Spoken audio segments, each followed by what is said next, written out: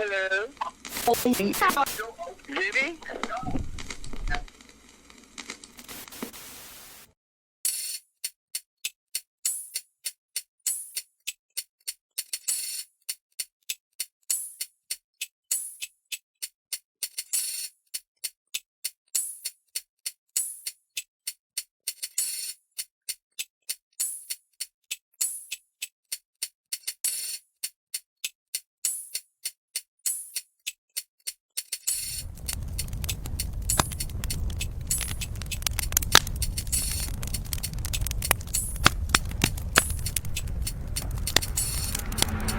A man by the name of Travis E. Tumlinson, a police officer from Portland, Oregon, driving through Arizona on a vacation, stops off the 60 to use the bathroom, walks out into the desert a little bit, trips over a rock, looks back at the rock, notices some engraving on it. He unearths this piece of stone and discovers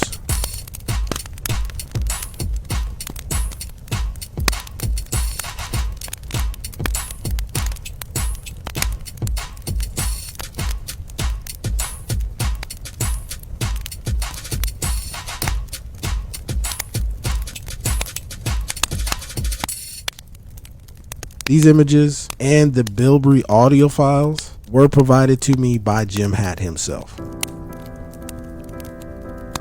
There's a horse on one side and what appears to be a priest or a witch on the other side. The priest map displays somebody standing at some stairs. Maybe it's an altar, holding a cross, rectangular thing with a cross on the back. You see some numbers with a heart. And there's a message that says, Esta vereda es peligroso. Yo voy 18 lugares. Busca el mapa, busca el corazón. Now, if you know a little bit of Spanish, you know some of that is off, especially corazón. That's not how heart is spelled. Flip it over to the backside, and you have a horse. Very detailed this horse is.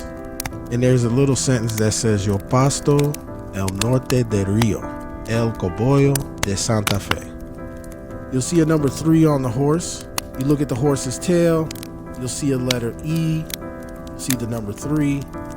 And to the left of the horse, you also see a strange hat looking item, some double circles, you see a Rio, then you see a 5 with 5 points next to it. These are all clues. Mr. Tumlinson decided to make a second trip shortly after. He then discovers what we know as the Heart and Trail map. The front of these maps, it's 2 pieces actually, rectangular.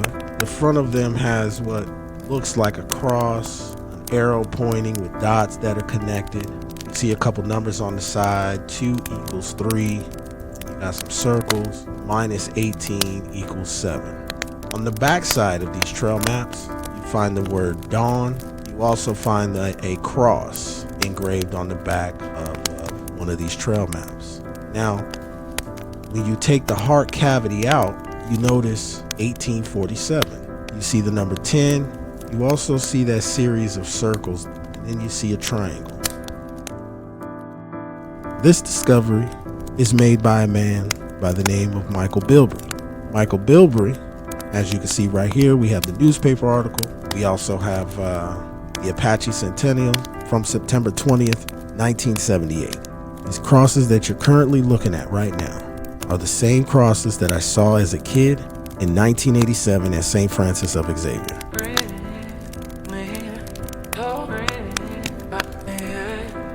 The stone crosses say it's very small, so I'll read the translation. The translation of what you're looking at says, the treasure of the Church of Santa Fe. And then it also says the cave of Mount Somio, which is the cave of Hat Mountain. So there's one more piece, and the final piece is known as the Latin Heart. The Latin Heart is a heart piece map that fits inside of the cavity of the trail maps. The Latin Heart has locations that consist of a church that was built in the desert. Now, from what I understand, there's only one person that has actually seen the Latin heart, physically seen it, and it was either Bob Corbin or Clay Worth. So how did the Peralta Stone Maps become a part of the Lost Dutchman mine? Good question. That was dug up there by the highway going out the old highway out there about the stone maps. I've got copies of the stone maps. I'm not sure about who made them. There's a guy who had the people who found them were the ones I used to know their name, but it's been a long time ago since I've heard. And was the name Travis Tumlinson? Tumlinson, yeah. Tumlinson. Yeah, he came and picked them up, and I don't know about vacation, but he found them, and I think that's a true story. Now, when it comes to, because Tom Collenborn, we talked about Collenborn a little bit while we were at now this is all coming back to me. Yeah. But I was introduced to Tom Collenborn by a gentleman by the name of Jim Hatt. Do you remember that name? Oh, sure, I remember. Yeah, Jim Hatt, I know him. Yeah, see, Jim Hatt. A long time ago. Yeah, long time ago. Like, I've heard your name being mentioned as, the person, one of the people to eventually talk to. You're like the A-list celebrity of the Lost Dutchman, Superstition Mountains, just really Arizona in general. Tom, I came here in 1957. I came from Indiana, southern Indiana, and afterwards I went to night law school in Indianapolis, and then got admitted to practice in Indianapolis, and then I came to Arizona, which as soon as I got my license to practice law. So, and the next day, it was July, I was out in the mountains looking for the Dutchman. I didn't know how hot it got here. Man, it was hot. I went back to Tortilla Flat, and I climbed the mountain right behind it, because up on Peters Mesa, so everybody's looking up there, and I have too. The Lost Dutchman, really, let's go way, way back. Way back, prior to Jacob Waltz even coming to Arizona, there was two Germans, prospectors, had the same story that Waltz had. Same story. That there was a guy named Bicknell who, during the Depression in the 30s, was over in California and some way found out about the Lost Dutchman. That came back and it started being popular. Nobody had really spent a lot of time looking for it in those days, but they got the interest again that there was this richest mine during the Depression years. So people came out, there was newspapers or articles about people looking for it and all that stuff. That's what reincited the people starting to look for the Lost Dutchman. And it fits exactly what those two German people were also talking about before Waltz's time. The one you want to really look to, I've got a map of 805 kilo gold bars that were buried down in Mexico, in Sonora. And I think it's legitimate because I talked to a police officer down there. I was down there. They had a party and out at the where the mines were. I'm trying to remember all the names. All the mines down there just south of the border. What you do down on that highway south of Ciudad Obregón, and there's a Camino Real. You say it was Royal Highway, but it's not Royal today. I've been down there for a couple of weeks, and it was where all the gold and silver came from. And I think that's a true story because Pancho Villa was involved in trying to get these gold bars moved. Somewhere, I have the map, but you can't find the adobe you have to start from. I would rather look for that one down there than I would this one. So anyway, there's a lot of stories about the Dutchman. They really only got popular during the Depression years, and people went out there. Collenborn can show that there was over 100 people died looking for gold and silver, that Lost Dutchman. I think they all died for nothing. Over 100 people died out there looking. And Tom kept borrowing. diary of every time I went in there. I've been in the mountains with Tom at least 40 times. For 1988, I met Colin Ward, and we went in the mountains together all the time. Tom's dad looked for it prior to Tom. Dad died, was dead. There's a story that one of the mines, I forget which one it was there at Apache Junction, this one guy was high grading the gold out of there. He worked in the mines and would go up that draw that's on the west side of the main mountain there and bury it up there. And that he had it up there, and Tom and I spent a lot of time up there, take horses up, and we look for him up there on the top of the mountain. You see when you're looking at Apache Junction over the mountains, and there's a trip, but nothing was there. We couldn't find anything. But who knows? I trust that as being more reliable than looking for the Dutchman anymore. People want to believe so hard that the superstition says have the Dutchman mind and that you hate to even just go. You tell them and they just say, well, you're just trying to get out so you don't come out there and take it from you. I said, it doesn't exist.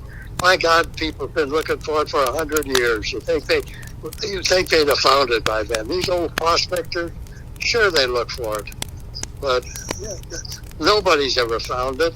I've got pieces of these ore. I've tried to match it up with some ore that came out of the mine up in Wickenburg, the big one up there. Oh, the Vulture Mine. Vulture Mine. I think a lot of the gold came out of the Vulture Mine. I've heard that too. I've heard that story. But Walt would never work for the Vulture Mine, so he never did. So and another story that I kind of see, I don't believe in is the Lost Dutchman meeting or being involved with the Peralta mining family. Well, what happened? Halfway up the big mountain, the road up there, I-17, the Black Canyon town there, and then you go up the big hill. Yeah. You get halfway. There's gold up there. It's all laying around. It probably washed out of Bradshaw's over to the highway many millions of years ago, because they're finding with metal detectors a lot of gold up there in that plain between the mountains over there and the highway going up there about halfway up. You go down to that ghost town. I knew the guy who built the ghost town, and there really was a ghost town there. And he was a really guy. Came out here. He had a magazine put out every month about the railroads and stuff like that. And somebody told him about that the town down there below as you started. But as you come in on that road, that dirt road going up to the Silver King and those mines up there, you go maybe a quarter of a mile. And off the right side of the road, about, I'd say maybe 30, 40 yards, there's a mine. The mine is was a rich gold mine. I was up there a couple of years ago talking to the guy who was mining up there, and he showed me some gold that was still be found in the gold mine that was charged. And guess who the name of the guy was in 1848 when the Apaches got real bad and he went to California? Guess who he was? Who was it? Peralta. That's his name. That was 1848. After the Apaches back in 1860 got okay, he came back and started mining the mine. And it's pretty well worked out. That's a true mine up there. That's the mine so that's the date that's in the Peralta Stone Maps inside the heart cavity, right? Well, yeah, but he came over, it's an old document. His name was Peralta. He later came down, I think he was sheriff down here. He went down to Nogales and was down there. He's famous. He's really quite a name, Peralta. And he found this mine, this gold mine, in 1848. And then the Apaches got so bad that he left and went over to San Diego. And he was over there until he felt in 1860s that the mine was okay, that the Apaches were okay coming, not bad. He came back and started mining the mine. His name was Peralta. He was very, very well known in the old days. We got to look at the name. The Peraltas were a Mexican mining family, extremely successful. He helped renovate a Jesuit church. During this renovation, he was given a strange map that was discovered in the archives of this church. This map indicated a place of mines, and that's how the Peraltas discovered the mine in 1847. The Peraltas went to go extract gold and silver, or really gold, and they did. The Peraltas' last expedition led to an ambush by the Apaches, killing most of the family members. The Apaches were vicious, and this is where it is believed that the stone maps fell out of the saddle packs and laid in the Arizona desert until Travis Tumbleson found them exactly 100 years later. This is how these maps are given the name the Peralta Stone Maps. The heart map and the stone crosses are the only pieces to this puzzle that cannot be found today. Jim Hatt believed that those pieces were the most important pieces of all. When it comes to these stone maps, you get on the internet, you'll see a lot of people claiming that, one, they're false, or two, they've already been discovered. Keep in mind, I'm going to save you a lot of trouble. If somebody says they found the Lost Dutchman using the Peralta Stone Maps, dismiss it. There's a lot of people out there that say that the stone maps are fake because of the engravings and things like that. Then there's a few people that say that they have actually found the treasure of the Church of Santa Fe using the Peralta Stone Maps. And that's cool, that's fine. If you did, congratulations. If they haven't showed me this heart from their perspective, then I just take it as a grain of salt and keep it moving. None of the people that have claimed to have found the treasure of the Church of Santa Fe cannot show you this heart, or some of the relics that they claim they found. We have some things. We have the heart. This is the heart from a half a mile. The vegetation was so thick that by the time we actually made it to the heart, this is what it looked like, up close and personal. If you do research into this and somebody says they found the treasure of the Church of Santa Fe and they cannot show you this heart from their perspective, take it as a grain of salt and keep it moving.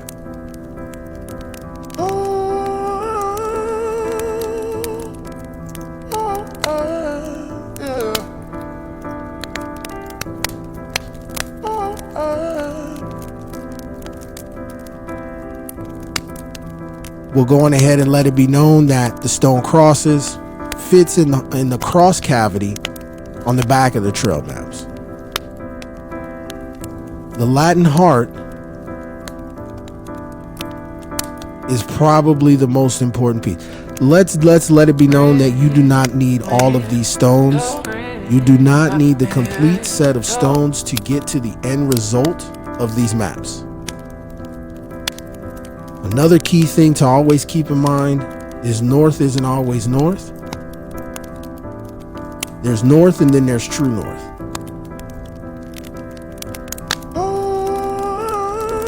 The Lost Dutchman is possibly a location on these maps, but these maps do not lead to the Lost Dutchman. Now, the Jesuits always denied mining claims until Jim Hatt and Jim Hatt convinced me to do something, and I'm glad we did it, because we have absolute proof of the Jesuits recognizing a specific location in the Superstition Mountains. They didn't want their faces in the photo, but they allowed the photo to be taken.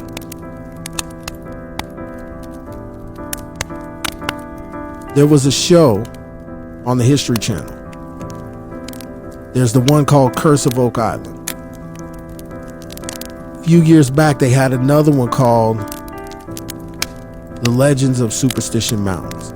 And these shows were, at this time, they were just documenting some of the world's rarest treasures. The Curse of Oak Island is about the money pit. So they decided that they thought they were going to get to the money pit, and they probably were. So they decided to then scratch the money pit off and move to the next closest treasure, which was the Lost Dutchman. And when it comes to the list of rarest treasures to have been found, I think because they still have not actually entered the money pit still might be number one. But the Lost Dutchman is easily number 2 or 3.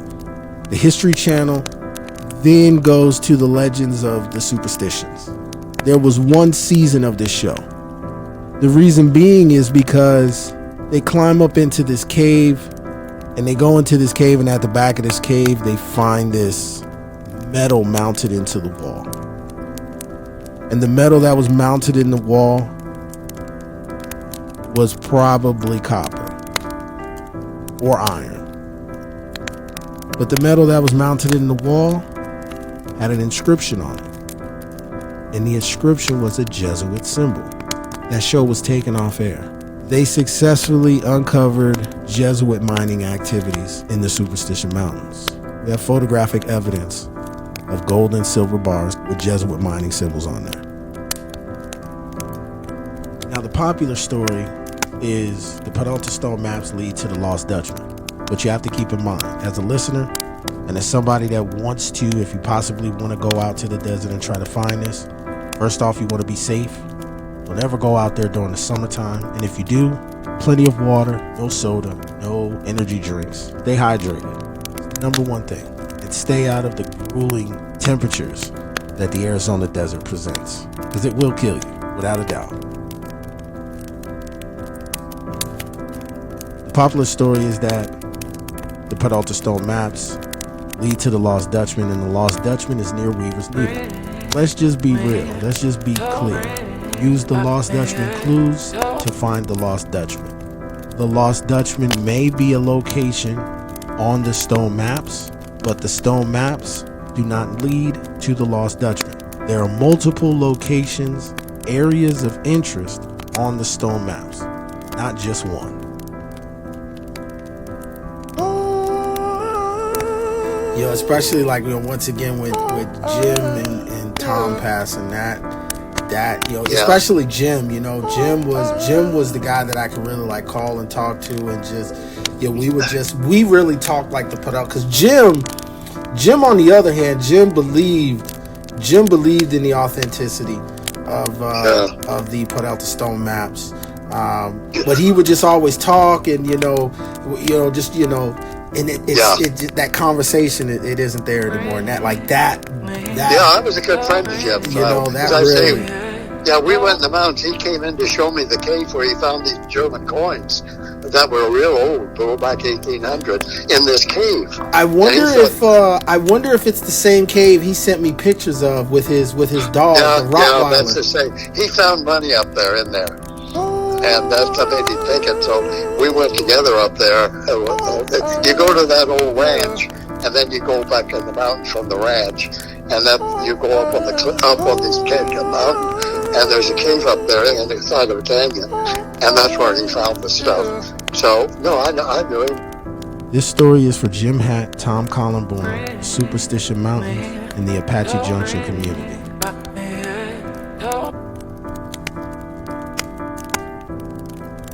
You know, they did find one course up there north. It was up in the northern parts of it, and I forget now. It's so long ago we found it.